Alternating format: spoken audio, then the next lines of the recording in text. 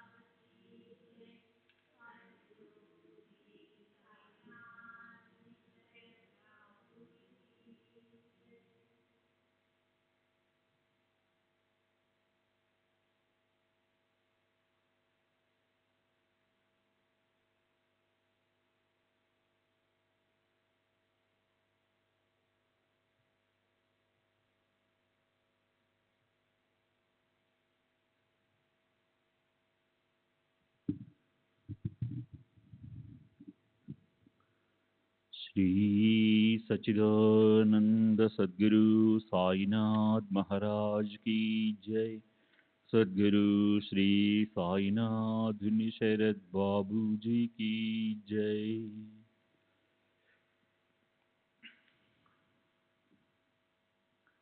శ్రీ సాయి భక్త అనుభవ సంహిత రామచంద్ర వామన్ మోడక్ నిన్నటి తర్వాయి 1916లో నాసిక్లో నేను జ్వరం దగ్గుతో బాధపడ్డాను. వైద్య వృత్తిలో ఉన్న నా చిన్ననాటి స్నేహితుడు ఒకడు నాకు చికిత్స చేశాడు. కానీ నాకు వచ్చినది ఊపిరితిత్తుల నాళములకు సంబంధించిన రోగమని నిర్ధారించి క్లోరల్ హైడ్రేట్ అను మందు వాడమని చెప్పాడు. కానీ నా భార్య నాకు వచ్చిన జబ్బు సామాన్యమైనది కాదని భయపడి బాబాను ప్రార్థించి డాక్టర్ కల్నల్ బక్లేకు కబురు పెట్టింది. డాక్టర్ బక్లే వచ్చి నన్ను పరీక్షించి నా రోగాన్ని డబుల్ న్యూమోనియాగా నిర్ధారించాడు. మొదట పరీక్షించిన డాక్టర్ తప్పుగా రోగ నిర్ధారణ చేశాడని, అతను వాడమన్న మందు ప్రమాదకరమైందని చెప్పి దానిని వాడకముందే అవతల పారేశాడు. అతని చికిత్సతోనూ బాబా అనుగ్రహంతోనూ నేను కోలుకున్నాను. బాబా సరైన సమయంలో నా భార్యకు ప్రేరణనిచ్చి ప్రమాదకరమైన మందు నాకు ఇచ్చేలోగా మంచి డాక్టర్ కబురు పంపి ఏర్పాటు చేసి నన్ను కాపాడారు. నాకు బాబాను పలుమార్లు దర్శించే అవకాశం లభించలేదు. నా భార్య కూడా వారి పట్ల ఎంతో భక్తి శ్రద్ధలు కలిగి ఉండేది. 1916లో నేను నా భార్య షిరిడి వెళ్ళి వారిని దర్శించి అదే రోజు తిరిగి వచ్చేసాము. అదే నేను బాబాను చివరిసారి దర్శించడం. బాబా ఎక్కడికి పోలేదు. వారు జీవించే ఉన్నారు. వారు సూక్ష్మ అదృశ్య రూపంలో మార్గదర్శకత్వం వహిస్తూ అన్ని విషయాలలో నాకు సహాయం చేస్తూనే ఉన్నారు. ఇది నాకు అనుభవపూర్వకంగా ఎన్నో విషయాలలో నిదర్శనమైంది. ఉదాహరణకు, నేను 1919లో రూ. 81.8 పెన్షన్తో పదవి విరమణ చేశాను. నేను పదవి విరమణ చేయడం మంచిదైంది. ఎందుకంటే నా స్నేహితుడి మిల్లులో నెలకు రూ. 250 జీతంతో ఉద్యోగంలో చేరాను. 1919 నుండి 1930 వరకు నేను ఆ ఉద్యోగంలో ఉన్నాను. ఈ ఏర్పాటంతా బాబానే చేశారు. మే 26వ తేదీ 1936 Gopal Bhaskar Datar, BA LLB, pleader, బ్రాహ్మణుడు, స్టేషన్ రోడ్, తానా. 1917లో నేను అహ్మద్నగర్లో ఉన్నప్పుడు సాయిబాబాను దర్శించేందుకు నాకు అవకాశాలు వచ్చాయి. కానీ వారి గురించి విన్న కొన్ని వ్యాఖ్యల వల్ల నాకు వారిపై విముఖత ఏర్పడి షిరిడి వెళ్ళలేదు. వారు భక్తులను అడిగి దక్షిణ రూపంలో ఎంతో డబ్బు తీసుకుంటారని, వారు స్నానం చేసిన నీటిని భక్తులు తీర్థంగా సేవిస్తారని మొదలైన విషయాలు విన్న నాకు వ్యతిరేక భావం ఏర్పడింది. అంతేకాదు, నేనెంతో గౌరవించే నారాయణ్ మహారాజ్ ప్రవర్తనతో సాయిబాబాను పోల్చి చూశాను.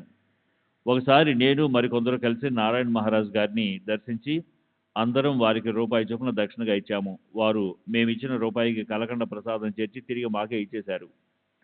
తరువాత ఉపాసని బాబా జీవిత చరిత్ర చదివి వారి ప్రసంగాలు విని బొంబాయిలో వారిని దర్శించి సాకూరి వెళ్ళాను. 1931లో ఉపాసని లీలామృతం చదివాను. అందులో శ్రీ సాయిబాబా గురించి వ్రాసిన విషయాలు నన్ను ఎంతగానో ప్రభావితం చేశాయి. ముందు సాకూరి వెళ్ళి అక్కడి నుండి షిరిడి వెళ్ళాను. షిరిడిలో బాబా చిత్రపటంలో ప్రకాశిస్తున్న వారి నేత్రాలు, వారు నివసించిన మసీదు, ధుని చూసిన తర్వాత వీరు ఒక సద్గురు అని నా మనసులో అనుకున్నాను. అటు తర్వాత సాయిలీలా మాసిక్ చదివాను. ఆ పత్రికలో అనుభవాలన్న శీర్షికన ధారావాహికంగా వస్తున్న దాబోల్కర్ రచించిన గ్రంథం చదివిన తర్వాత బాబానే నా గురువు అన్న నమ్మకం ఏర్పడింది. అప్పటి నుండి వారిని ఆశ్రయించాను. కొన్ని అనుభవాల ద్వారా నా నమ్మకం స్థిరపడింది. మా ఇంట్లో ఒక ఆవిడ చాలా కాలం నుండి ఒంటి నొప్పులతో బాధపడుతుండేది. వైద్య చికిత్సలేవి నయం చేయలేకపోయాయి. నేను దాబోల్కర్ రచించిన పుస్తకాన్ని బిగ్గరగా చదువుతుండగా పాము నోటబడిన కప్ప వృత్తాంతంలో సాయిబాబా కప్పను ఎలా రక్షించింది తెలిపే అధ్యాయాన్ని ఆ రోజు నేను చదువుతుండగా ఆమె మగత నిద్రలోనే విని, ఓ సాయిబాబా, కప్ప వంటి జీవులపైనే నీకు జాలి ఉన్నప్పుడు మానవ జన్మ ఎత్తిన నాపై దయలేదా అని ప్రార్థించింది. అప్పుడు గోడకున్న కొయ్య మేకు నుండి వెలువడినట్లుగా దసరాకు నాకు రూ. 5 దక్షిణిస్తావా అనే మాటలు వినిపించాయి. తనకు నయమైనట్లయితే తప్పక ఇస్తానని ఆమె సమాధానం చెప్పింది. తర్వాత ఆమె పూర్తిగా మెలకువ స్థితికి వచ్చింది. తనకు కలిగిన అనుభవం గురించి నాకు చెప్పి తన చందాగా రూ. 5 దసరా ఉత్సవాలకు పంపమంది. నేను వెంటనే షిరిడీకి రూ. 5 పంపాను. ఆ రోజు సాయంత్రానికల్లా ఆమె బాధలు తగ్గిపోయాయి. ఇది 1931-32లో జరిగింది. ఆ తరువాత 1932లో నాకు బాబా తరచు కలలో కనిపించేవారు. వారు చిన్నపిల్లలతో ఎలా ఆడుకుంటారో అలాగే కలలో నాతో ఆడుకునేవారు. ఒకరోజు ఉపాసని బాబా నాకు సహాయం చేయమని సాయిబాబాను కోరినట్లు, బాబా అందుకు సమ్మతించినట్లు కల వచ్చింది. ఒకసారి నేను ఒక పెద్ద సమస్యలో చిక్కుకున్నాను. శాశ్వత నివాసం లేకుండా తిరుగుతూ ఉండే ఒక కక్షిదారుని నేను కోర్టులో హాజరుపరచవలసి వచ్చింది. అతను నాకు వ్రాసిన ఉత్తరాన్ని పోగొట్టడమో లేక ఎక్కడో పెట్టి మర్చిపోవడం జరిగింది. ఎంత వెతికినా అది కనబడలేదు. ఎంత ప్రయత్నించినా అతని గురించి నా చూకి కనుక్కోలేకపోయాను. చివరికి బాబా నాటుగా ప్రార్థించాను. మరుసటి రోజు ఆఫీస్లో ఏదో వెతుకుతూ బీరువాపై చేయి పెట్టడం తటస్థించింది. ఆ ఉత్తరం నా చేతికి తగిలింది. దాంతో కక్షిదారుణ్ణి అనుకున్న సమయానికి కోర్టులో హాజరుపరచగలిగాను. 2-3 సంవత్సరాల క్రితం దూర ప్రాంతంలో ఉన్న కోర్టు వారు నన్ను ఒక కేసు తాలూకు సాక్షిని విచారించేందుకు నియమించారు. ఆ కేసుకు సంబంధించిన సాక్ష్యాలు, విచారణ ఫలితాలు మొదలైన వివరాలను ఫైలు నాకు పంపారు. నేను దాన్ని ఎక్కడో పెట్టి మర్చిపోయాను. దానికోసం చాలా చోట్ల గాలించాను, కానీ అది దొరకలేదు. నా నిర్లక్ష్యాన్ని కోర్టుకు తెలియజేసి మరలా పేపర్లు పంపించమని అభ్యర్థించాల్సి వస్తుందని అనుకున్నాను. అప్పుడు పండరయాత్రకు వెళుతున్న ఒక వార్కరి మా ఇంటికి వచ్చాడు. కొన్ని రోజుల పాటు అతనిని ఎంతో శ్రద్ధగా సేవించాను. అతనికి నా సమస్య వివరించాను. అతను అది తప్పక దొరుకుతుందని చెప్పాడు. నేను ప్రతిదినము బాబాను ప్రార్థించేవాడిని. ఆ యాత్రికుడు వెళ్ళిన మరుసటి రోజు వేరే కేసుకు సంబంధించిన పేపర్ల మధ్య నేను వెతుకుతున్న పేపర్లు దొరికాయి. మరణించిన వారికి శ్రాద్ధకర్మలు చేయడం లాంటి ఆచారాలపై మొదట్లో నాకు నమ్మకం ఉండేది కాదు. సంఘ సంస్కరణ భావాల ప్రభావంతో అవన్నీ అర్ధరహితమైన మూఢనమ్మకాలుగా పరిగణించేవాడిని. కానీ నేను సాయి భక్తుడైన తర్వాత, ముఖ్యంగా బొంబాయి కుర్లా కోర్టులో గుమస్తాగా పనిచేస్తున్న నాష్నే అను భక్తుని అనుభవం విన్న తర్వాత వీటిపై నమ్మకం ఏర్పడింది. ఈ మధ్యనే నాష్నే భార్య పసిబిడ్డను వదిలి చనిపోయింది. భార్యను ప్రేమించే నాష్నే ఆమెకు సద్గతి కలగాలని నాసిక్ వెళ్లి గోదావరి తీరంలో శ్రాద్ధ కర్మలు జరిపించదలిచాడు. కానీ అతనికి ఇలాంటి విషయాలు ఏమీ తెలియవు. ఏమి చేయాలో, ఎంత ఖర్చు ఉందో కూడా తెలియదు. ఇలా భయపడుతూనే 80 రూపాయలు తీసుకుని బయలుదేరాడు. రైల్లో అతనికి ఇతర ఇబ్బందులు ఎదురైనప్పుడు అతని తోటి ప్రయాణికుడు ఎంతో సహాయం చేశాడు. ఆ ప్రయాణికుడు నాష్నే ఆదుర్దా తెలుసుకుని నాష్నే దగ్గర ఉన్న డబ్బుతోనే అన్ని క్రతువులు జరిపించేలా చూస్తానని చెప్పాడు. అతను నాష్నేతో పాటు అన్ని ప్రదేశాలకు వెళ్లి క్రతువులన్నీ జరిపించి ఎక్కువ ఖర్చు కాకుండా చూసుకున్నాడు. అతను చెప్పిన వివరాల ప్రకారం బొంబాయిలోని ఒక సంస్థలో ప్యూన్గా పనిచేస్తున్నట్లు, అతను శూద్రుడై ఉండి కూడా ఈ శ్రాద్ధ కర్మల్ని శాస్త్రోక్తంగా జరిపించడం ఎంతో ఆశ్చర్యాన్ని కలిగించింది. నిస్వార్థంగా నాష్నే నుంచి ఒక పైసా కూడా ఆశించకుండా అన్ని రోజులు నాష్నేతో ఉన్న ఆ స్నేహితుడు పక్షం రోజుల్లో తిరిగి కలుసుకుంటానని చెప్పి వెళ్ళిపోయాడు. కానీ అతను తిరిగి కలవలేదు. నాష్నే అతను చెప్పిన చిరునామా ప్రకారం వెళ్ళి చూడగా ఆ సంస్థలో అటువంటి ప్యూన్ ఎవరూ లేరని తెలిసింది. అట్లా తెలివైన ప్యూన్ రూపంలో సాయిబాబానే వచ్చి కష్టకాలంలో తనకు సహాయం అందించారని నాష్నే అనుకున్నాడు. సర్వం తెలిసిన సాయిబాబానే ఆ భక్తునికి శ్రాద్ధ కర్మల విషయంలో తోడుండి అంత సహాయం చేశారంటే ఇటువంటి కర్మలు తప్పక చేయాలని, చేస్తే ఉపయోగం ఉంటుందని నాకు అనిపించింది. నాష్నే ఉదంతం తెలిసినప్పటి నుండి నేను ఈ క్రతువులన్నీ చేస్తున్నాను. శ్రీ సచ్చిదానంద సద్గురు సాయినాథ్ మహారాజ్ కీ జై. సద్గురు శ్రీ సాయినాథుని శరద్ బాబూజీ కీ జై.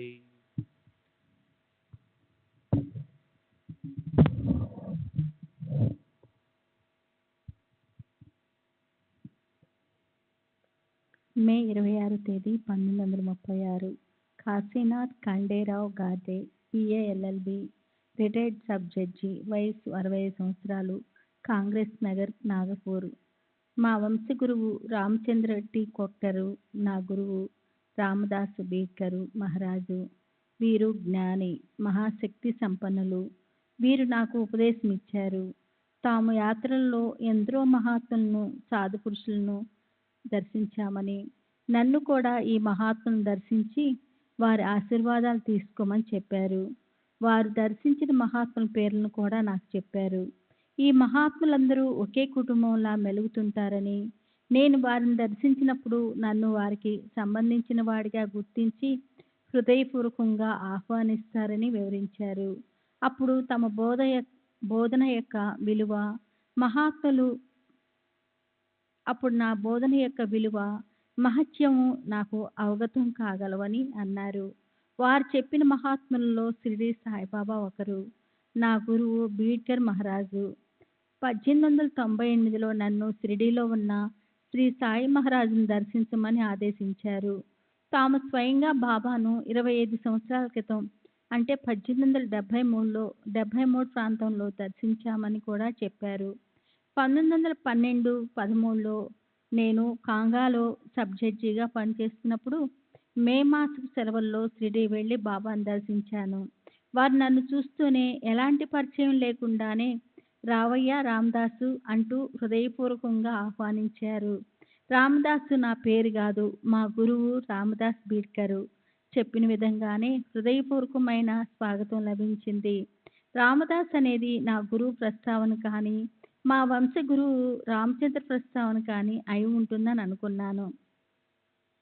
బాబాకు తన జీవితాన్ని అంకితం చేసి షిరిడీలో నివసిస్తున్న బాలాబాటే కాలేజీలో, అంటే డక్కన్ కాలేజీ రోజుల నుండి నా స్నేహితుడు. అతని ఇంట్లోనే నేను బస చేశాను. నేను ఊరికి తిరిగి వెళ్దామని ప్రయత్నించిన ప్రతిరోజు బాబా రేపటి వరకు ఆగు అంటూ 6 రోజులు నాకు అనుమతి ఇవ్వకుండా షిరిడీలోనే ఆపేశారు. నా తిరుగు ప్రయాణం ఖర్చుల కోసం 6-7 రూపాయలు ఉంచుకున్నారు. బాబా మొదట 2 రూపాయలు, తర్వాత 4 రోజులు రోజుకొక రూపాయి చొప్పున 4 రూపాయలు దక్షిణ అడిగి పుచ్చుకున్నారు. ఆ మర్నాడు నా జేబులో 3 అణాల 6 పైసలు మిగిలి ఉన్నాయి. బాబా తామంతట తామే, ఆ 3 అణాల 6 పైసలు మాత్రం నీ దగ్గర ఎందుకు ఉంచుకుంటావు, అవి కూడా దక్షిణగా ఇచ్చేయి. భగవంతుడు నీకు సమృద్ధిగా ఇస్తాడు అన్నారు. నేను వెంటనే నా దగ్గరున్న డబ్బును ఇచ్చేశాను. నేను షిరిడీ వచ్చే ముందు పూణేలోని రే మార్కెట్‌కెళ్ళి బాబాకు సమర్పించేందుకు మేలు రకపు పైరి మామిడి పండ్లు 3 కొన్నాను. నేను బాబాను దర్శించిన వెంటనే ఆ పండ్లను సమర్పించాను. బాబా స్వీకరించి వాటిని చూస్తూ పండ్లు బాగున్నాయని సంతోషంగా మెచ్చుకున్నారు. వాటిని ముక్కలుగా కోసి తెమ్మన్నారు. తర్వాత వారొక ముక్క తీసుకొని మిగతావి ప్రసాదంగా భక్తులందరికీ పంచారు. పండ్లను కోసి ముం పండ్లను కోసే ముందు భక్తులతో, బాబా ఇదిగో ఈ పండ్లను ఇతడు మార్కెట్లో కొని రుచి చూడకుండా కొన్న పండ్లన్నిటినీ తెచ్చి నాకు సమర్పించాడు. ఆ రోజు పండిట్ చేసిన విధంగా కాదు. ఆ పండిటు నాకు సమర్పించాలని లడ్లు ప్యాకెట్ కొన్నాడు. ఇక్కడికి వచ్చే దారిలో గోదావరిలో స్నానం చేసిన తర్వాత అతనికి ఆకలయ్యి కొన్ని లడ్లను తిని మిగిలినవి తెచ్చి సమర్పించాడు. ఈ పండ్లు వాటి వలె శేషభాగం కాదు అన్నారు. బాబా మాటలు క్రింది విషయాలను తెలుపుతాయి. 1. భక్తులు తమ గురువుపై అచంచల భక్తి కలిగి ఉండాలి. నిర్లక్ష్యంతో అంటే శేష పదార్థాలను మిగిలినవి నైవేద్యంగా సమర్పించకూడదని తెలుపుతాయి. 2. షిరిడీకి ఎంతో దూరంలో జరిగే విషయాలన్నీ బాబాకు ఎరుకలోనివే అని మనకు తెలియజేయటం ద్వారా మనం బాబా పైన, మన గురువు పైన పెట్టుకున్న నమ్మకం పెరిగి బలపడుతుంది. నా వరకు బాబా చెప్పిన మాటల వల్ల నేను అంటిపెట్టుకుని ఉన్న గురువు పైన, వారి బోధనల పైన విశ్వాసం పెరిగి దృఢపడింది. 8వ రోజు నేను ఇంటికి వెళ్ళటానికి బాబా నుండి అనుమతి లభించింది. బాటే దగ్గర కొంత డబ్బు అప్పు తీసుకొని ఇంటికి బయలుదేరాను. నేను షిరిడీలో ఉన్న 8 రోజుల్లో ఒక అపూర్వ దృశ్యాన్ని చూశాను. ఒకరోజు హరిసీతారాం దీక్షిత్తో ఒక పెద్ద కేసు గెలిచి షిరిడీ వచ్చాడు. కక్షదారులు అతనికి ఇచ్చిన సుమారు 1000 రూపాయల పారితోషికాన్ని వెండి రూపాయలుగా ఒక ట్రంకు పెట్టి నిండా పోసి దక్షిణగా ఆ పెట్టెను బాబా ముందుంచాడు. బాబా తమ 2 చేతులతో ఆ డబ్బును గుప్పెళ్లతో తీసుకొని మసీదు బయట అటువంటి అవకాశం కోసం గుంపులుగా వేచి ఉన్న ఫకీర్లు, పేదవారికి పంచేశారు. ఇలా కొద్ది నిమిషాల్లో ఆ పెట్టెలోనున్న డబ్బంతా దానంగా ఇచ్చేయబడింది. తాను కష్టపడి సంపాదించి తెచ్చిన డబ్బు అలా మాయమైపోయినందుకు దీక్షిత్ మొహంలో లేశమంతైనా బాధ కానీ అసంతృప్తి కానీ కనిపించలేదు. ఇక నా స్నేహితుడు బాలాసాహెబ్ బాటేన్ గురించి 4 మాటలు చెప్తాను. కాలేజీలో ఉన్నప్పుడు అతను ఒక స్వేచ్ఛాజీవి, స్వతంత్ర భావాలు కలిగి ఉండేవాడు. యథేచ్ఛగా పొగ త్రాగుతూ, ఒక మాటలో చెప్పాలంటే ఈ రోజే తిను, త్రాగు, ఆనందించు, రేపు మనం చనిపోతాం అనేదే అతని సిద్ధాంతం. పొగ పీల్చే అలవాటు లేని నేను ఎత్ర ఎత్ర బాటే తత్ర తత్ర ధూమః, ఎక్కడ బాటే ఉండునో అక్కడ పొగ ఉండును అని పరిహాసిస్తూ ఉండేవాణ్ణి. తర్వాత బాటే మామూలుదారయ్యాడు. కలెక్టర్ దగ్గర సమర్థత కలిగిన అధికారిగా మంచి పేరు కూడా సంపాదించాడు. అతను 5 సంవత్సరాల పాటు అంటే 1904 నుండి 1909 వరకు కోపర్గాం మామూలుదారుగా పనిచేశాడు. అప్పుడు బాబాను దర్శించడానికి వెళ్తున్న విద్యావంతులైన తన స్నేహితులను వెక్కిరిస్తూ బాబా ఒక పిచ్చివాడని చెప్తుండేవాడు. బాబాను ఒకసారి దర్శించిన తర్వాత వారిని గురించి ఒక అభిప్రాయానికి వస్తే బాగుంటుందని అతని స్నేహితులు బాటేకి చెప్పారు. 1909లో అతను వారి మాట ప్రకారం షిరిడీలో క్యాంప్ వేసి ప్రతిదినమూ బాబాను గమనించసాగాడు. ఇలా 4 రోజులు గడిచాయి. 5వ రోజు బాబా అతనిపై కాషాయ వస్త్రాన్ని కప్పారు. ఆ రోజు నుండి బాటే పూర్తిగా మారిపోయాడు. ఉద్యోగాన్ని కానీ సంపాదన కానీ పట్టించుకోలేదు. అమరణాంతము షిరిడీలోనే ఉండి బాబా సేవ చేసుకుంటూ గడపాలని నిశ్చయించుకున్నాడు. అప్పటి నుండి నిత్య కర్మలు కొనసాగిస్తూ నిత్యము బాబా సమక్షంలో ఉపనిషత్తులు పారాయణం చేయసాగాడు. బాబా అప్పుడప్పుడు దానిపై వ్యాఖ్యానించేవారు. బాబా దీక్షిత్ చేత 1 సంవత్సరం సెలవు దరఖాస్తు రాయించి బాటేచే సంతకం చేయించి ఆఫీసు వారికి పంపారు. ఉద్యోగంలో తిరిగి చేరటానికి కలెక్టరు బాటేకు 1 సంవత్సరం గడువు ఇచ్చాడు. కానీ సంవత్సరం పూర్తయిన తర్వాత కూడా బాటే బాబాను వదిలి వెళ్ళటానికి ఇష్టపడలేదు.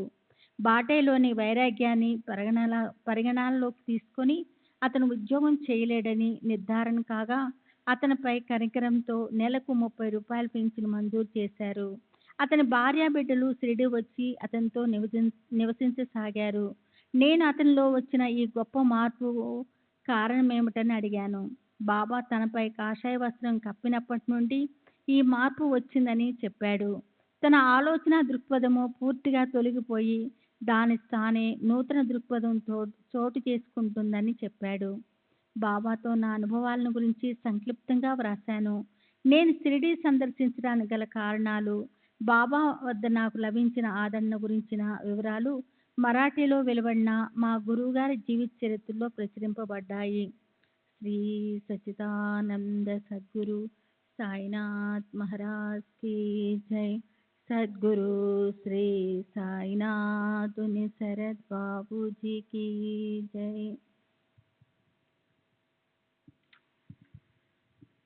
శ్రీ సచ్చిదానంద సద్గురు సాయినాథ్ మహారాజ్ की जय.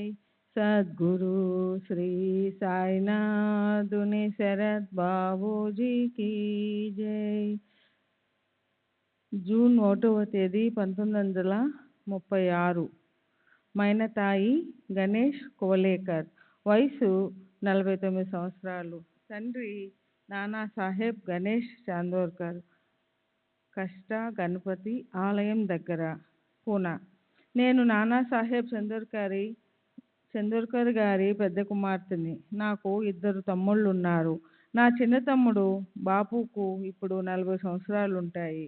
నాకు 12, 13 సంవత్సరాల వయసున్నప్పుడు, అంటే 1899, 1900 మధ్యకాలంలో మా కుటుంబం సభ్యులతో కలిసి షిరిడి వెళ్ళి బాబాను దర్శించాను. ఆ తర్వాత తరచూ షిరిడి వెళ్ళేదానిని. 1918 తర్వాత వెళ్ళలేదు. చిట్నీస్గా పనిచేస్తూ ఉండిన చిదంబరరావు గాడ్గిల్ మా నాన్నను శ్రీ సాయిబాబాకు పరిచయం చేశాడు. అప్పుడు మా నాన్న గోదానదిలో మమల్తాదారుగా ఉన్నారు. మేము బాబా వద్దకు వెళ్ళిన తొలి రోజుల్లో జరిగిన ఒక సంఘటన గురించి చెప్తాను. మేము చావడిలో బస చేసి ఉన్నాము. మా నాన్న తప్ప మిగిలిన వారంతా షిరిడి నుండి బయలుదేరడానికి సిద్ధంగా ఉన్నప్పుడు బాబా వచ్చి భిక్ష అడిగి వెళ్ళవద్దు అన్నారు. ఆ సమయంలో బాబా కళ్ళు రత్నాల వలె మెరుస్తూ ఉన్నాయి. మేము మా ప్రయాణాన్ని మానుకున్నాము. దారిలో పిల్లలు తినడానికని తీసుకువెళ్తున్న తినుబండరాలను బాబాకు ఇచ్చాము. మా నాన్న ప్రయాణాన్ని బాబా ఆపివేసినా లేక వాయిదా వేసిన 1-2 సంఘటనలు చెప్తాను. ఓసారి మా నాన్న బాబా సన్నిధిలో ఉన్నప్పుడు కలెక్టర్ను అర్జెంటుగా కలుసుకోవాల్సిన అవసరం ఏర్పడింది. మా నాన్న చితలీలో రైలు అందుకోవడానికి సమయం ప్రకారం బయలుదేరాడు. అదే రైలు బయలుదేరవలసిన ఒక హరిదాసుకు బాబా అనుమతి ఇచ్చారు. కానీ మా నాన్నను మాత్రం ఆపివేశారు. సమయానికి స్టేషన్కు చేరుకోగలనో లేదో అని కంగారు పడుతూ భోజనం చేయకుండానే ఆ హరిదాసు హడావిడిగా వెళ్ళిపోయాడు. మా నాన్న తీరికగా భోజనం చేసి వచ్చిన పిమ్మట హరిదాసు బయలుదేరిన అర్ధగంట తర్వాత బాబా మా నాన్నను వెళ్ళడానికి అనుమతించారు. ఆ రోజు రైలు రాకపోకలు సమయాలు మారాయన్న విషయం మా నాన్న స్టేషన్కు వెళ్ళిన తర్వాత తెలిసింది. ఆయన స్టేషన్కు చేరిన తర్వాతే రైలు వచ్చింది. ఈ సంఘటన 1900 సంవత్సరంలో జరిగింది. ఈ విషయం మా నాన్న నాతో చెప్పారు. మరోసారి మా కుటుంబం నాసిక్లో జరిగే పెళ్లికి హాజరవడానికి షిరిడి బయలుదేరాము. కానీ బాబా మాకు అనుమతి ఇవ్వకుండా వెళ్ళవద్దు అన్నారు. మన్మాడు స్టేషన్లో పిల్లలకి ఏదైనా తినిపించవచ్చనుకొని మేము వాళ్ళ భోజనం కోసం ఏమీ ఏర్పాటు చేసుకోలేదు. మేము 3 గంటలు వేచిన తర్వాత బాబా అనుమతించారు. మేము మన్మాడుకు బయలుదేరాము. మన్మాడు చేరక ముందు మేము ఎక్కవలసిన రైలు స్టేషన్లో పట్టాలు తప్పింది. దానిని సరిచేయడానికి 3 గంటలు పట్టింది. ముందు మేము అనుకున్న ప్రకారం బయలుదేరి ఉంటే స్టేషన్లో 3 గంటలు ఆగవలసి వచ్చేది. బాబాకు సర్వం తెలుసు గనుక మమ్మల్ని షిరిడీలో ఆపారు. చివరిగా అనుమతించిన తర్వాత ప్రయాణం సవ్యంగా సాగిపోయింది. 1904లో నాకు 17 సంవత్సరాలు ఉన్నప్పుడు నా భర్త ప్లేగు వ్యాధితో పూనాలో మరణించారు. మా అమ్మ సమయానికి రావడంతో ఆమెకు చివరి చూపైనా దక్కింది. నా భర్త మరణించేటప్పటికి నేను గర్భవతిని. 1905లో నేను జామ్నేర్లో ఉన్నప్పుడు నాకు ప్రసవ వేదన మొదలయ్యింది. కానీ ప్రసవం క్లిష్టమయ్యింది. అప్పుడు గోసావితో బాబా ఊది పంపి నాకు సుఖప్రసవం అయ్యేటట్లు చేశారు. నేను ప్రసవ వేదనలో ఉండడం వల్ల నాకు ఈ విషయాలేమీ తెలియవు. 1908లో మేము పండరిపురంలో ఉన్నాము. మేము షిరిడీకి వెళ్ళినప్పుడు 4 సంవత్సరాల వయసున్న నా తమ్ముడు బాపూరావు ప్రతి దినము ఉదయం మసీదుకెళ్ళి బాబా తలపై ఒక పుష్పాన్ని ఉంచి వారిని పూజించేవాడు. అంతకు ముందు బాబాను ఈ విధంగా పూజించేందుకు అనుమతి కానీ బాబాకు నిత్య పూజ చేసే పద్ధతి కానీ లేదు. ఇదే బాబా నిత్య పూజకు నాంది అయిందని చెప్పాలి. 1906లో ఒక భక్తుడు బాబా పాదాలకు నమస్కరిస్తూ ఉండగా అతని కంటి అద్దాలు క్రింద పడిపోయాయి. ఇది చూసిన ఒక భక్తుడు క్రింద పడిన అద్దాలు బాబాకే కానుకగా సమర్పిస్తే బాగుంటుందని చెప్పాడు. అప్పుడు బాబా నాకు అద్దాలు అక్కర్లేదు, ఈ అద్దాల విలువ 40 రూపాయలు అన్నారు. బాబా మాటల్లోని అంతరార్థం మా నాన్న నాకు వివరించారు. అద్దము అంటే ఆత్మ సాక్షాత్కారం అని, 40 రూపాయలు అంటే 40 సంవత్సరాల క్రితమే బాబాకు ఆత్మ సాక్షాత్కారం అయిందని చెప్పారు. అప్పుడు నాకు 18, 19 సంవత్సరాలు వయసు ఉంటుంది. మా నాన్నగారి నుండి తెలుసుకున్న విషయాలు: 1. సాయిబాబాకు మా నాన్న 3-4 తరాల నుండి తెలుసు. 2. బాబా నారాయణ అనే పదాన్ని తమ మాటల్లో తరచూ ఉపయోగిస్తూ ఉంటారని, నారాయణ తేలి, నారాయణ ధోబి, బ్రాహ్మణ సన్యాసులెప్పుడూ నారాయణ పదాన్ని వాడుతూ ఉంటారు కాబట్టి వారు బ్రాహ్మణ సన్యాసి అయి ఉంటారు. 3. బాబా గీతలోని శ్లోకాలను వల్లిస్తూ ఉంటారు కాబట్టి వారికి సంస్కృతం తెలుసు. మా నాన్న సనాతన ఆచారాలను పాటించేవాడు. ఆయన బాబా పాదతీర్థాన్ని ఏనాడూ సేవించలేదు. కానీ దీక్షిత్తు మొదలైన భక్తులు బాబా పాదతీర్థాన్ని సేవించేవారు. మా నాన్నగారి షడ్గుడు బాలాసాహెబ్ బినీవాలే దత్తభక్తుడు. అతను 5-6 సంవత్సరాల కిందట చనిపోయాడు. 1899, 1900లో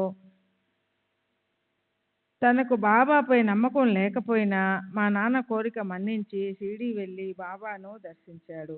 అప్పుడు బాబా అతనికి 3 శిరస్సులున్న దత్తాత్రేయునిగా సాక్షాత్కరించారు.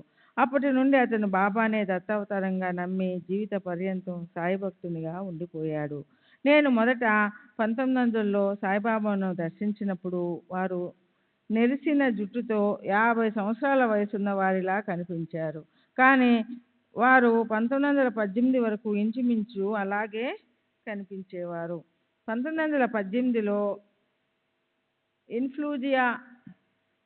ఇన్ఫ్లుయెంజా అను వ్యాధి దేశమంతటా వ్యాపించి ఉన్న సమయంలో బాబా మహాసమాధి చెందారు.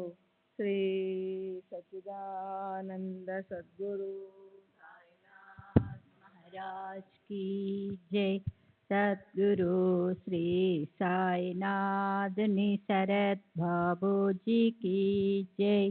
జూన్ 10వ తేదీ 1936 వినాయక దాజీ బావే, వయస్సు 37 సంవత్సరాలు, బ్రాహ్మణుడు, షిరోల్, కోల్హాపూర్ రాష్ట్రం. 1932లో నేను బీబీసీఐ రైల్వే కంపెనీలో గుమాస్తాగా పనిచేస్తుండేవాడిని. అప్పుడు నా నెల జీతం 90 రూపాయలు. నేను గురువును అన్వేషిస్తూ 13/4/1932 నుండి ఒక నెల రోజుల పాటు గురుగీతను శ్రద్ధగా పారాయణ చేశాను. నేను ఆశించినట్లు నాకు గురువు లభించలేదు. స్వప్నంలో దత్త దర్శనమూ కాలేదు. తరువాత గురువును పూజించడానికి పవిత్రమైన ఒక గురువారం నాడు దత్త మందిరానికి వెళ్ళాను. మందిరంలో దత్త విగ్రహం ఉన్న చోట చక్కగా మలచిన ఒక సమాధి కనిపించింది. మరుసటి రోజు ఉదయం నా స్నేహితుని ఇంటికి వెళ్ళి దాబోల్కర్ రచించిన సచ్చరిత్ర పుస్తకాన్ని చూస్తున్నప్పుడు అందులోని బాబా సమాధి ఫోటో నా దృష్టిని ఆకర్షించింది. ఆ ఫోటోను నేను ఇంతకు ముందు ఎప్పుడూ చూడలేదు. దత్త మందిరంలో నాకు కనబడిన సమాధి అదేనని రూఢి చేసుకున్నాను. దీనిని బట్టి శ్రీ సాయిబాబాయే నా గురువు అని తెలుసుకున్నాను. కొన్ని రోజుల పాటు బాబా ఊది ధరిస్తూ సాయిబాబాపై రచించిన కొన్ని పుస్తకాలను చదివాను. కానీ ఒక సమాధి గురువు కానేరదని అసంతృప్తిగా అనిపించేది. నేను ఆశ్రయించేందుకు, వారితో నా భావాలు విన్నవించేందుకు ఒక సజీవుడైన గురువు కావాలని కోరుకునేవాడిని. గురుగీత శ్రద్ధగా పారాయణ చేస్తే గురువు లభిస్తారన్న విషయం మరలా గుర్తొచ్చింది. వెంటనే గురుగీత పారాయణ ప్రారంభించాను. ఒక వారం తరువాత నా కలలో కేడ్గాంకు చెందిన నారాయణ మహారాజు కనిపించారు. వారే నా గురువు అని తలచి కేడ్గాం వెళ్ళాను. అక్కడ నాకు ఒక కల వచ్చింది. కలలో నాకు నారాయణ మహారాజు కనిపించి, నాకు శ్రీ సాయిబాబాకు ఎటువంటి భేదం లేదు, అక్కడికి నువ్వెందుకు వెళ్ళలేదు అని ప్రశ్నించారు. నాకు ఎవరూ మార్గం చూపేవారు లేరని బదులు చెప్పాను. తరువాత నాకు మెలకువ వచ్చింది. నేను షిరిడీ వెళ్ళి బాబాను గురువుగా ఎంచుకుని పూజించసాగాను. ఒక సాధువు నా చెయ్యి చూసి, సాయిబాబాయే నీ గురువు అని చెప్పారు. 1933లో నా కుమారునికి ప్లేగ్ వ్యాధి సోకింది. అది కేవలం బాబా ఊదితోనే నయమయ్యింది. మా సోదరి దుర్గాబాయి కాకత్కర్కు రామ సాక్షాత్కారం ఇప్పిస్తానని దత్త మహారాజ్ ఒకరు మాట ఇచ్చారు. ఆమె సంతోషించి ఆ సాధువుకు 100 రూపాయలు నగదు, ఒక వెండి కప్పు ఇచ్చింది. కానీ ఆ సాధువు చెప్పినట్లు ఆమెకు శ్రీరామ సాక్షాత్కారం లభించలేదు. ఆ దత్త మహారాజు వెండి కప్పు తిరిగి ఇవ్వడని ఆమె భయపడసాగింది. అప్పుడు నేను ఆ వెండి కప్పును దత్త మహారాజు తిరిగి ఇస్తే దానిని సాయిబాబా సంస్థాన్కు సమర్పిస్తానని మొక్కుకోమన్నాను. అలా చేస్తే సాయిబాబా తిరిగి ఇప్పిస్తారని చెప్పాను. ఆమె అలాగే మొక్కుకుంది. అతను ఆ వెండి కప్పు 100 రూపాయలు తిరిగి ఆమెకి ఇచ్చేశాడు. ఆమె వెండి కప్పును సాయిబాబా సంస్థాన్ వారికి పంపి తాను మొక్కు తీర్చుకుంది. సాయిబాబా గురించి 1916లోనే నాకు తెలుసు. అప్పుడు మా అమ్మ అన్నపూర్ణాబాయి దాజీబావే బాబాను దర్శించేందుకు షిరిడీ వెళ్ళింది. ఆమె మసీదు మెట్లు ఎక్కుతున్నప్పుడు బాబా ఆమెను వారిస్తూ, మసీది అపవిత్రమవుతుంది అన్నారు. ఆమె వెనుతిరిగి షిరిడీ నుండి ఏవలా వెళ్ళింది. అక్కడ ఉండగా ఆమెకు ఒక జాబు వచ్చింది. అందులో యావత్మాల్లో ఉన్న తన కోడలు, నా సోదరుని భార్య చనిపోయినట్లు కబురు ఉంది. మా అమ్మ మసీదుకి వెళ్ళిన రోజుకి 1 రోజు ముందే ఆమె చనిపోయింది. అప్పుడు ఆ విషయం మా అమ్మకు తెలియదు. చనిపోయిన 10 రోజుల వరకు సూతకపు అంటూ ఉంటుంది.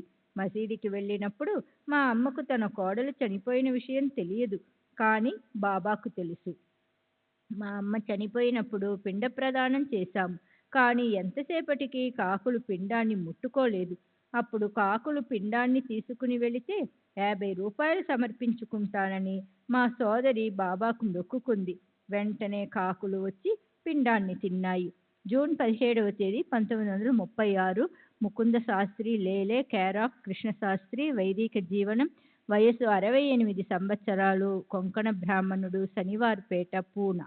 1912లో నేను తరచూ షిరిడీ వెళ్ళి బాబాను దర్శించేవాడిని. ఒకసారి నేను, నానాసాహెబ్ చాందోర్కర్ టాంగాలో బయలుదేరాము. దారిలో గుర్రం వెనక కాళ్లపై లేచినందున టాంగా పడిపోయింది. కానీ బాబా దయ వలన మేమిద్దరం ఎటువంటి గాయాలు లేకుండా క్షేమంగా బయటపడ్డాము. అదే సమయంలో బాబా మసీదులో తమ చేతులను సంకంలా ఉంచి నోటి దగ్గర పెట్టుకుని ఊదుతూ, నానా చనిపోతున్నాడు, కానీ నేను అతన్ని చనిపోనిస్తానా, నానా అత మరత్ హోతే మీ మరుణ్ దేయాస్ ఖాయ్ అని అన్నారు. ఇది జరిగిన 8 రోజుల తరువాత మేము షిరిడీకి వెళ్ళాము. బాపు సాహెబ్ జోగ్ 8 రోజుల క్రిందట బాబా పై విధంగా అన్నారని చెబుతూ, అది నిజమేనా అని అడిగాడు. నేను అవునని సమాధానమిచ్చి జరిగిన వాస్తవాలను వివరించాను. 1914లో నా భార్య 8 నెలల గర్భవతిగా ఉన్నప్పుడు నేను షిరిడీ వెళ్ళి బాబాను దర్శించాను. బాబా నాకు 2 బర్ఫీ ముక్కలు ఇచ్చి వెళ్ళు అన్నారు. నేను ఇంటికి వెళ్ళాను. నా భార్యకు సుఖప్రసవమైంది. ఇప్పుడు నాకు 4 పిల్లలు. నేను బాబాను మసీదులో పూజించేటప్పుడు నారాయణ ఉపనిషత్తులోని తైత్తిరీయ భాగాన్ని చదవమని బాబా నన్ను ఆదేశించారు. నేను 10 రోజుల పాటు ఆ భాగాన్ని వారి సన్నిధిలో పఠించాను. తరువాత ఈ ఉపనిషత్తును దీక్షితుకు బోధించాను. బాబా అప్పుడప్పుడు భగవద్గీతలోని అపిచేత్ సుదూరాచార్ ఇతర శ్లోకాలు వల్లించడం నేను విన్నాను. వారికి సంస్కృతం తెలుసు. జూలై 7వ తేదీ 1936 Khursedji Shapurji Pestus Jamas yard master railway service వయస్సు 75 సంవత్సరాలు పార్సీ కొలాబా బాగ్. నేను షిరిడీ వెళ్ళి బాబాని దర్శించి అక్కడ 3-4 రోజులు గడిపాను. నేను వారిని దర్శించింది ఒక్కసారి మాత్రమే. నేను మా బావమరిది కలిసి షిరిడీ వెళ్ళాము. మాకు దీక్షిత్వాడాలో క్రింది అంతస్తులో బస ఇచ్చారు. ధనవంతులకు గొప్పవారికి పై అంతస్తులో బస ఇస్తున్నట్లు గమనించాము. మేము మసీదుకి వెళ్ళి బాబా సన్నిధిలో కూర్చున్నప్పుడు బయటికి చెప్పకపోయినా మాకు కల్పించిన వసతి గురించిన ఆలోచన మెదులుతూ ఉంది. ఈ దర్బారులో ఇదేం న్యాయం? గొప్పవారు పై అంతస్తులో సౌకర్యాలు అనుభవిస్తున్నారు, పేదవారిని అసౌకర్యంగా ఉన్న క్రింది అంతస్తులో ఉంచారు అని మనస్సులో అనుకున్నాను. వెంటనే బాబా వీళ్ళని పై అంతస్తుకు తీసుకువెళ్ళండి అని ఒక భక్తుని పురమాయించారు. దాంతో మాకు పై అంతస్తులో బస ఏర్పాటు చేయబడింది. బాబా అంతర్యామిత్వానికి, సమదృష్టికి, వారి దర్బారులో అందరికీ ఒకే న్యాయం ఉంటుంది అనడానికి ఇదొక నిదర్శనం. మేము షిరిడీ నుండి బయలుదేరుతున్నప్పుడు వారు బయటికి వచ్చి శుభసూచకంగా చేయి ఊపుతూ మాకు వీడ్కోలు చెప్పారు. శ్రీ సాయిబాబా ద్వారా నాకు కలిగిన అనుభవం ఇదొక్కటే. వారు భగవంతుడని నేను నమ్ముతున్నాను. శ్రీ సచ్చిదానంద సద్గురు సాయినాథ్ మహారాజు కీ జై. సద్గురు శ్రీ సాయినాథుని శరత్ బాబూజీ కీ జై. శ్రీ సచితానంద సద్గురు సాయినాథ్ మహారాజ్ కీ జై. సద్గురు శ్రీ సాయినాథుని శరత్ బాబూజీ కీ జై. జూలై 20వ తేదీ 1936 బి లగాటే BA LLB మాజీ సబ్-జడ్జ్ వయస్సు 75 సంవత్సరాలు బ్రాహ్మణుడు శనివార్పేట్ పూనా.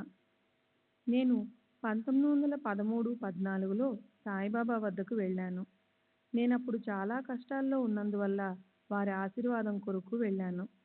వారి ఆశీస్సులు లభిస్తే నా కష్టాలన్నీ తొలగిపోతాయని ఆశించాను. నేను బాబా వద్దకు వెళ్ళినప్పుడు వారు నన్ను దక్షిణ అడిగారు. నేను సమర్పించాను.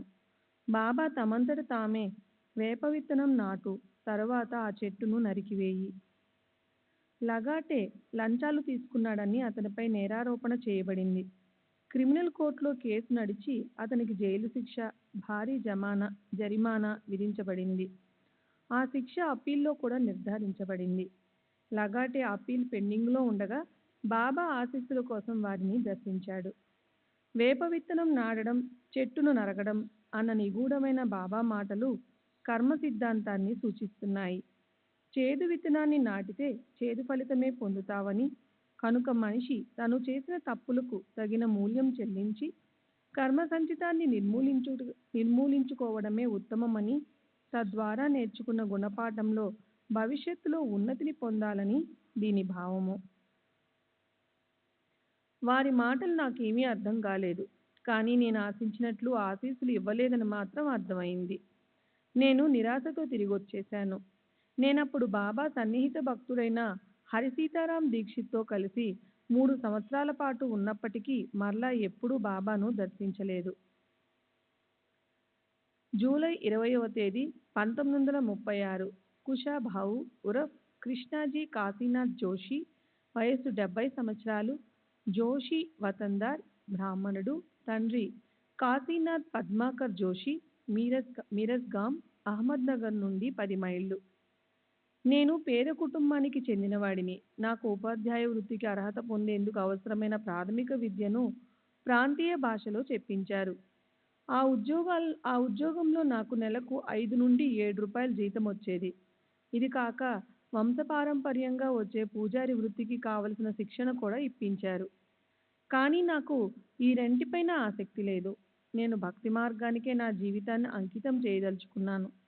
నాకు సాత్వికులు, గొప్ప మహాత్ములు అయిన దత్త మహారాజ్ అనే గురువు లభించారు. వారిని సేవించుకుంటూ వారి దగ్గర యోగ విద్య అభ్యసించసాగాను. వారి శిక్షణలో ఆసనాలు, ప్రాణాయామం, కుండలిని శక్తిని మేల్కొల్పుట మొదలైన విద్యలన్నీ నేర్చుకున్నా నాకు తృప్తి కలగలేదు. మా గురువు గారికి మారణం, ఉచ్చాటనం, వశీకరణం మొదలైన మంత్ర విద్యలు ఎన్నో తెలుసు. ఆ విద్యలు నేర్పమని పట్టుబట్టాను. అవి నేర్చుకోవడం మంచిది కాదని మా గురువుగారు నాకు నచ్చచెప్ప చూశారు. కానీ నా యువరక్తంలో ఉన్న ఉత్సుకత, మొండితనం వలన ఆ మంత్ర విద్యలు నేర్పమని వారిపై గట్టి ఒత్తిడి తెచ్చాను. మా గురువుగారు అయిష్టంగానే నాకు ఆ విద్యలన్నీ నేర్పారు. ఒక ఇనుప కడియాన్ని ధరించి ఈ మంత్రాలను నిర్ణీత సంఖ్య మేరకు నిష్టగా జపించి వాటిని వశపరుచుకున్నాను. నేను ఒక మంత్రాన్ని ఉచ్చరించి వెంటనే నా చేతుల్లోకి పేడాలను, ఇతర మిఠాయిలను తెప్పించగలిగేవాణ్ణి. ఈ మిఠాయిలు నేను తినకూడదు, అమ్మకూడదు. నా మంత్రశక్తికి అబ్బురపడి నన్ను అభినందించే వారికి పంచిపెట్టేవాణ్ణి. ఇవన్నీ కేవలం మంత్రోచ్చారణ ద్వారా చేసేవాణ్ణి కానీ యక్షులు, కామినీలు మొదలైన దుష్టశక్తులను వశపరుచుకుంట ద్వారా కాదు. అంతేకాక ఇతరులు ప్రయోగించిన దుష్టశక్తులు నిర్వీర్యం చేయగలిగేవాణ్ణి. ఇది ప్రమాదంతో కూడుకున్నది. ఈ శక్తులను ప్రసాదించి ప్రాణహాని కూడా కలగవచ్చు. ఒక్కొక్కసారి ఆ శక్తులు ప్రయోగించిన వారికి కూడా భౌతికంగా హాని కలగవచ్చు. నేను 22 సంవత్సరాల వయసుకే ఈ మంత్రశక్తులన్నిటి మీద పట్టు సాధించాను. ఆ సమయంలో మా గురుగారు సమాజానికి దూరంగా హిమాలయాలకు వెళ్ళి ఆమరణాంతం అక్కడే గడపదలిచారు. మా గురువు నన్ను ఉత్తర దిశగా ఢిల్లీ వరకు తీసుకుని వెళ్ళి అక్కడ నాకు తుది వీడ్కోలు ఇస్తూ షిరిడీలో సాయిబాబా అను పేరుతో తమ జ్యేష్ఠ సోదరుడు ఉన్నారని, మాజా బడీల్ భావు, నన్ను వారి దగ్గరికి వెళ్ళి వారి చెప్పినట్లుగా నడుచుకోమని ఆదేశించి వెళ్ళిపోయారు. ఆ తర్వాత నా గురువు నాకు కనిపించలేదు. వారిని గురించిన వివరాలేమీ తెలియరాలేదు. నేను 1908 గురువు ఆదేశానుసారం షిరిడీ వెళ్ళి బాబాను దర్శించాను. నేను నా ఇనుప కడియాన్ని తీసివేసి మంత్ర విద్యా ప్రయోగం ద్వారా పేడాలు మొదలైనవి తెప్పించటం మానిన తర్వాతే బాబా తమతో ఉండేందుకు అనుమతిస్తామని చెప్పారు. ఖచ్చితమైన వారి ఆదేశాన్ని పాటించి ఇనుప కడియాన్ని పగలగొట్టి అవతల పారేశాను. మంత్ర విద్యలను కూడా త్యజించాను. షిరిడిలో భిక్ష చేసి జీవనం గడిపేవాణ్ణి. నాకు షిరిడిలో ఒక నివాసం లేదు. బాబా నన్ను పగలంతా మసీదులో ఒక మూల కూర్చొని దాసబోధ పారాయణ చేస్తూ ఉండమని ఆదేశించారు. నేను అలాగే చేసేవాణ్ణి. రాత్రిళ్ళు ఎక్కడ చోటు దొరికితే అక్కడ పడుకునేవాణ్ణి. బాబా నాకు గాని ఇతరులకు గాని ఏ ఉపదేశము ఇవ్వలేదు. అప్పటికి ఇంకా బొంబాయి నుండి గాని ఇతర పట్టణాల నుండి గాని భక్తులు రావడం మొదలవలేదు. అప్పుడప్పుడు గ్రామస్తులు మాత్రమే వారిని దర్శించి జ్వరము, కడుపు నొప్పి వంటి చిన్న చిన్న సమస్యలకు ఉపశమనం కోరేవారు. బాబా మసీదులో నిరంతరం వెలుగుతుండే తమ దొన్నుండి ఊది తీసి వారికి ఇచ్చేవారు. వారందరినీ దక్షిణ అడిగేవారు కాదు. కొద్ది మందిని మాత్రం 4-5 పైసలు దక్షిణ అడిగి దునికయ్యే కట్టెలకు మొదలగు వాటికి వాడేవారు. వారి దగ్గరకొచ్చే గొప్పవారి విషయానికి వస్తే తరచూ నానాసాహెబ్ నిమోన్కర్ను వారితో చూసేవాణ్ణి. బాబా తమ సంభాషణల్లో బ్రహ్మ, మాయ, వివేకం, మహావాక్య తత్వాలు, సాధనా చతుష్టయాలు మొదలైన విషయాలు ప్రస్తావించంగా నేను వినలేదు. బాబా యందు విశ్వాసముంచి ఆశ్రయించిన వాళ్ళకి తమ అద్భుత శక్తులతో భగవంతుని పట్ల విశ్వాసాన్ని కలిగించేవారు. అలా ఆశ్రయించిన వాళ్ళు తమ ఇష్టదైవాన్ని ఉపాసించిన పిదప వారి ఇష్టదైవం యొక్క సాక్షాత్కారాన్ని బాబా ప్రసాదించేవారు. శ్రీ సచ్చిదానంద సద్గురు సాయిరామ్ సద్గురు శ్రీ సాయినాథ్ శరద్ బాపూజీకి జై. నేను బాబా సన్నిధిలో 3 సంవత్సరాలు గడిపాను. ఆ తరువాత 9 సంవత్సరాలు వారిని తరచూ దర్శిస్తూ వచ్చాను. ఈ 9 సంవత్సరాల కాలంలో ఒకసారి బాబా ఆ 3 తలల వ్యక్తిని చూడు అని అన్నారు. 3 తలలున్న వారు దత్తాత్రేయుడే కాబట్టి గాన్గాపూర్ వెళ్ళి దత్తాత్రేయుని దర్శించమని బాబా ఆదేశంగా భావించారు. నేను గాన్గాపూర్ సంవత్సరానికి 2 సార్లు, గురు పౌర్ణమికి ఒకసారి, మాఘ పూర్ణిమకు మరొకసారి వెళ్ళేవాడిని. బాబా నన్ను 3 రోజులకు ఒక పారాయణం చొప్పున 108 సార్లు గురు చరిత్ర పారాయణ చేయమని ఆదేశించారు. నేను ఈ పని మీద గాన్గాపూర్ వెళ్ళి అక్కడే 10-11 నెలలు ఉండి వారు చెప్పినట్లుగా పారాయణ పూర్తి చేశాను. నేను నా మంత్రశక్తులు ఉపయోగించడాన్ని బాబా నిషేధించారు.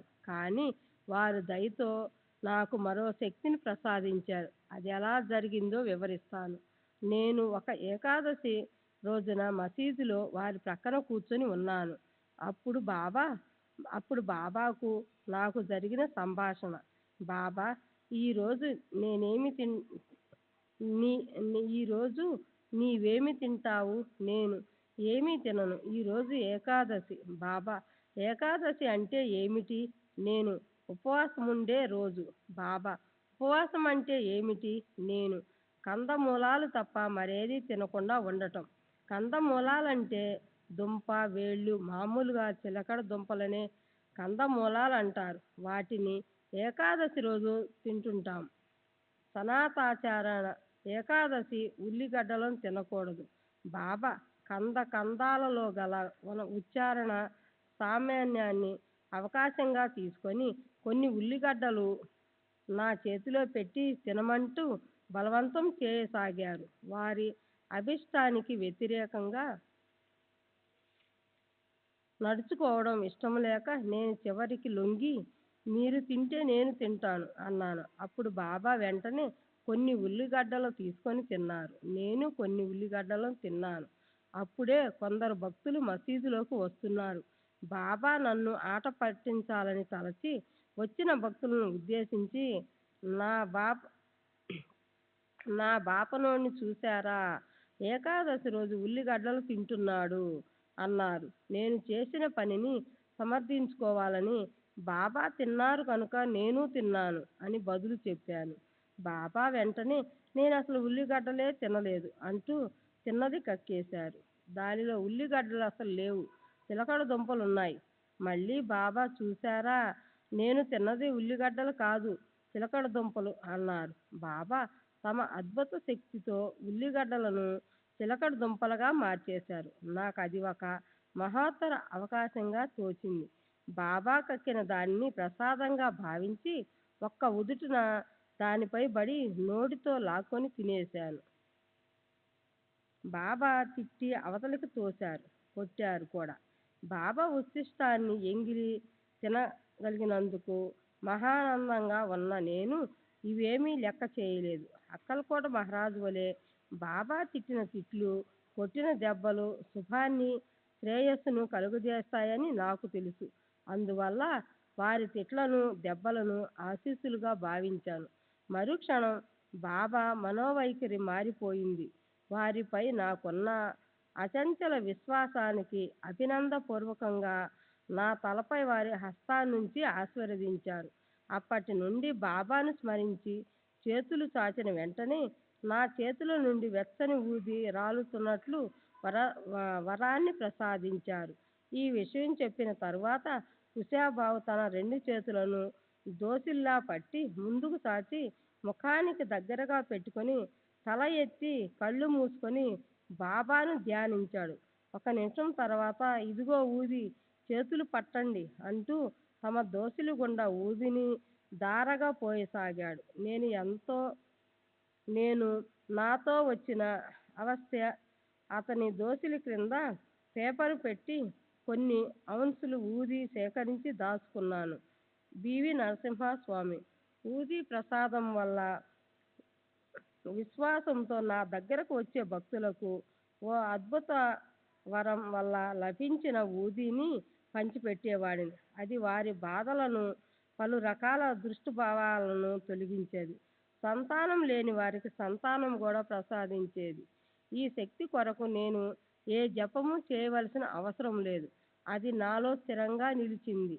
ఇక చేతుల్లోనికి తేడాలను తెప్పించే మంత్ర విద్య పట్ల బాబా విధించిన నిషేధాన్ని నేను తప్పక పాటించేవాడిని. కానీ అప్పుడప్పుడు భక్తులు ఒత్తిడికి లొంగి ఆ మంత్ర శక్తులను ప్రయోగించవలసి వచ్చేది.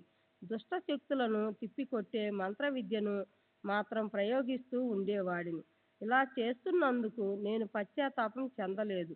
నెల క్రితం రాజ్ మచికర్ మనవడిపై దుష్ట ప్రయోగమేదో జరిగింది. అది క్షుద్రశక్తి ప్రయోగాలలో వాడుకలో ఉండే ప్రయోగం. ఆ విధమైన శక్తులను తిప్పికొట్టేందుకు కొన్ని ప్రత్యేకమైన మంత్రాలు ఉన్నాయి. అవి నేను అభ్యసించి ఉన్నాను. అతని శరీరం పైన, గుడ్డల పైన, పడకల పైన ఆకారంగా నల్లని మచ్చలు ఏర్పడేవి. అవి ప్రతి శనివారం మాత్రమే కనిపించేవి. రాజ్ మచ్చికార్ నాకు కబురు పెట్టాడు. నేను వారి ఇంటికి వెళ్ళి ఆ దృష్ట ప్రయోగాన్ని నిష్ఫలం చేసే మంత్రాలు చదివి దత్తాత్రేయుని పూజ నిర్వహించి హారతి ఇచ్చాను.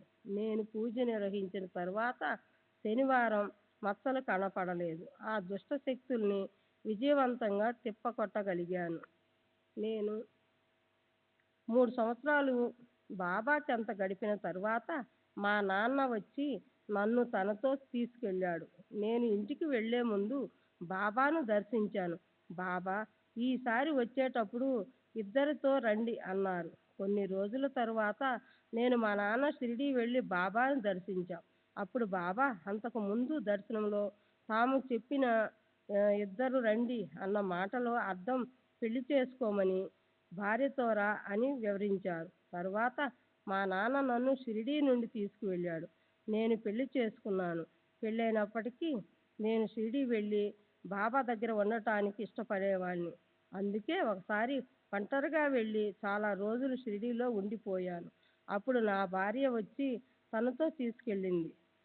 ఇప్పుడు నాకు పిల్లలు, మనుమలు కూడా ఉన్నారు. నేను ఒకసారి శ్రీ సచ్చిదానంద సద్గురు సాయినాథ్ మహారాజ్ కి జై.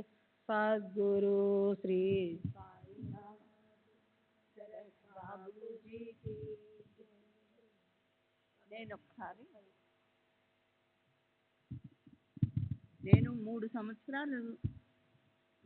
ఒకసారి షిరిడీ వెళ్ళి బాబాను దర్శించినప్పుడు నన్ను చూడటానికి ఎందుకు ఇంత దూరం శ్రమపడి వస్తావు, నేను అక్కడే ఉన్నాను అన్నారు. అంతేగాక మా గ్రామంలో వారుండే ప్రదేశాన్ని వర్ణించి చెప్పారు. నేను తర్వాత ఆ ప్రదేశానికి వెళ్ళి ముళ్ళ పొదలు మొదలైనవన్నీ తొలగించి శుభ్రపరిచాను.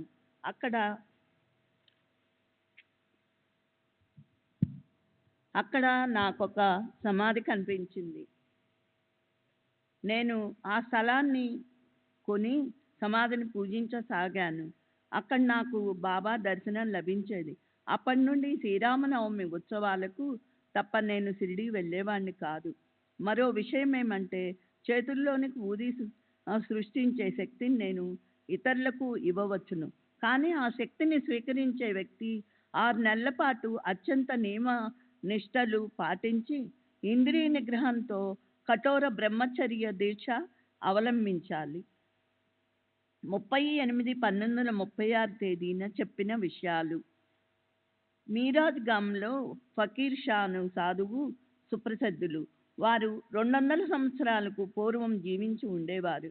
వారి సమాధి ఉండే స్థలం అప్పటి జాగీర్దార్ వారికి ఈనాముగా ఇచ్చారు. కానీ ఆ స్థలం ఇప్పుడు నా సొంతం.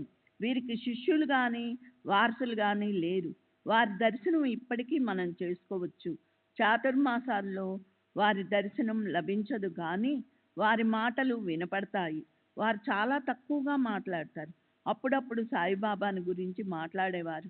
వారి మాటల ద్వారా భక్తి జ్ఞాన మార్గాల్లో ప్రగతిని సాధించేదంతగా అంటూ ఏమీ ఉండదు. భక్తుల్లో నమ్మకం కలిగించేందుకు మాత్రమే వారు దర్శనమిచ్చేవారు. వారు శ్రీ సాయిబాబా జీవించే ఉన్నారని చెప్పేవారు, కానీ వారు ఏ రూపంలో ఉన్నది మాత్రం తెలియచెప్పేవారు కాదు. తాము సాయిబాబా ఒకే కూటమికి చెందిన వారని, వారితో సన్నిహిత బంధం ఉన్నదని చెప్పేవారు. ఆ రోజు రాత్రి 10 గంటల సమయంలో కుశాబాహు నారాయణరావు బిడే గదిలోనికి ప్రవేశించి తన చేతుల్లోనికి ఊదీని సృష్టించి కొంత నారాయణరావు నొసటిపై రాసి మిగిలిన దాన్ని అందరికీ పంచిపెట్టారు. తరువాత ఊదీని సృష్టించే శక్తిని గురించి మరికొన్ని వివరాలు కింద విధంగా చెప్పారు. బివిఎన్ స్వామి, నేను చేతుల్లోనికి ఊది సృష్టించడం అనేది ఎలాంటి మంత్రాలు ఉచ్చరించడం వల్ల జరిగేది కాదు. కేవలం బాబాను స్మరించడం వల్లే సాధ్యమైంది. కానీ చేతుల్లోనికి పేడాలు మిఠాయిలు తెప్పించడం మంత్రప్రయోగం వల్ల జరిగేది నా చేతుల్లో ప్రత్యక్షమైన పేడ గాని మిఠాయి గాని మరో చోట నుంచి తెప్పించబడేది. అంటే పేడాలు ఒక చోట నుండి మరొక చోటకు బదిలీ చేయడం అన్నమాట. అందుకే దీన్ని బాబా నిషేధించారు.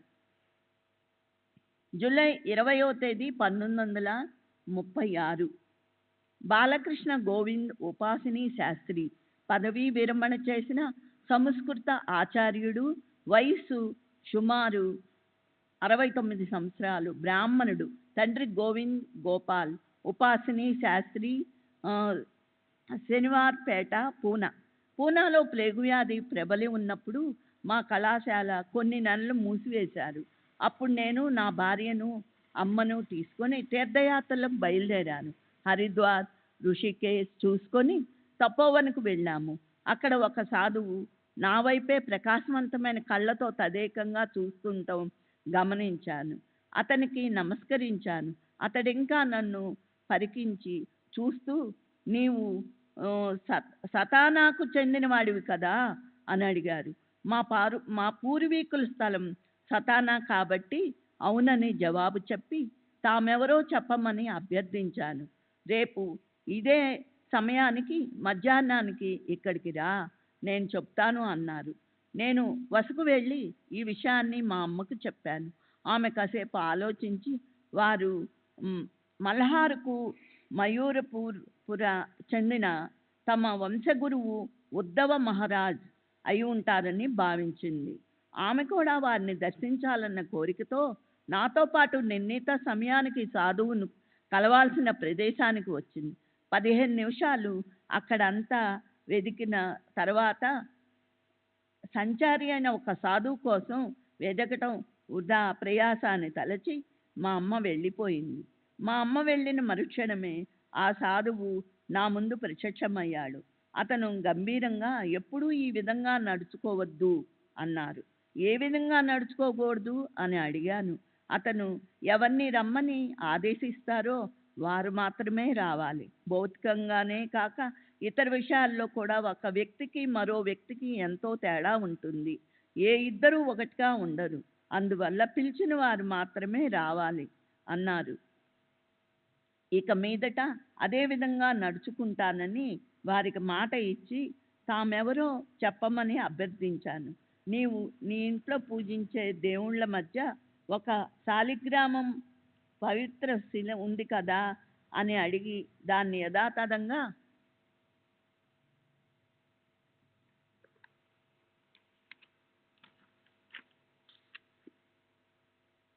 వర్ణించారు. నేను ఉందని చెప్పాను. ఆ శాలిగ్రామ్ను ఉద్ధవ మహారాజుకు ఇచ్చింది. నేనే ఉద్ధవ మహారాజ్. దాన్ని అతను మనుమడికి ఇచ్చాడు. అతను మీ తాతగారికి ఇచ్చాడని చెప్పారు. ఆ శాలిగ్రామ్ నాకు వంశపారంపర్యంగా లభించింది. దాన్ని ఇంకా నేను పూజిస్తున్నాను. ఆ సాధువు చూడడానికి 50-60 సంవత్సరాల వయసు ఉన్నట్లు కనిపించారు. లావుగా, బలంగా, ఒంటిపై కేవలం కౌపీనం మాత్రం ధరించి ఉన్నారు. అప్పటికి వారెవరన్నది నాకు నిర్ధారణ కాలేదు. అంతలో ఆయన తమ చేతులను ఊపుతూ నా దృష్టిని ఆకర్షిస్తూ, ఒక చెట్టు ఉంది, ఇద్దరు దాన్నెక్కారు, ఒకడు కిందకి వచ్చాడు, మరొకడు పైకి వెళ్ళాడు అన్నారు. అప్పటి వరకు మరాఠీలో మాట్లాడుతున్న వారు ఈసారి హిందూస్థానీలో మాట్లాడారు. చివరిగా వారు నీవు తెలుసుకుంటావులే అని చెప్పి అదృశ్యమయ్యారు. శ్రీ సచ్చిదానంద సద్గురు సాయినాథ్ మహారాజ్ की जय. सद्गुरु श्री साईनाथुनि शरद बाबूजी की जय.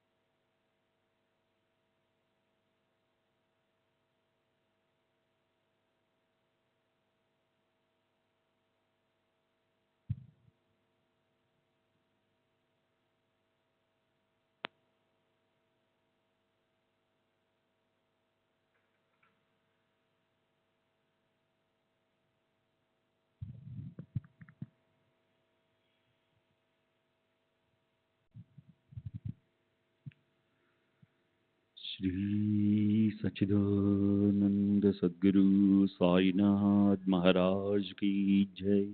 सद्गुरु श्री साईनाथ शरद बाबू जी की जय। साई रहम नजर करना, बच्चों का पालन करना। साई रहम नजर करना, बच्चों का पालन करना। जाना तुमने जगत पसारा, सब ही झूठ जमाना। जाना तुमने जगत पसारा, सब ही झूठ जमाना। साई रहम नजर करना, बच्चों का पालन करना। साई रहम नजर करना, बच्चों का पालन करना।